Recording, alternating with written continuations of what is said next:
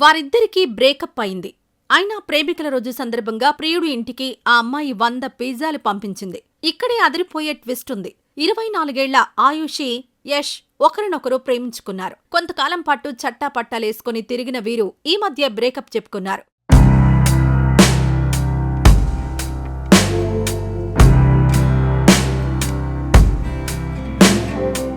ప్రేమికుల రోజు సందర్భంగా ఆ అబ్బాయి ఉంటున్న ఇంటికి 100 పిజ్జాలను ఆర్డర్ పెట్టింది. తలుపులు తీయగానే 100 పిజ్జా బాక్సులు కనిపించగా చూసి షాక్ అయ్యాడు.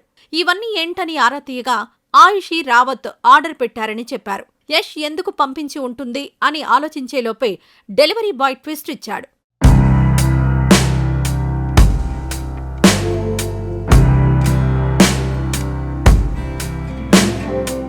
పిజ్జాలకు డబ్బులు చెల్లించాలని చెప్పాడు. అదేంటని ప్రశ్నించగా అవన్నీ క్యాష్ ఆన్ డెలివరీ ఆప్షన్తో ఆర్డర్ చేశారని చెప్పాడు. ప్రతి ఒక్కరూ భలే రివెంజ్ తీర్చుకుంది భయ్యా నీ మాజీ ప్రేయసి అంటూ కామెంట్లు చేస్తున్నారు.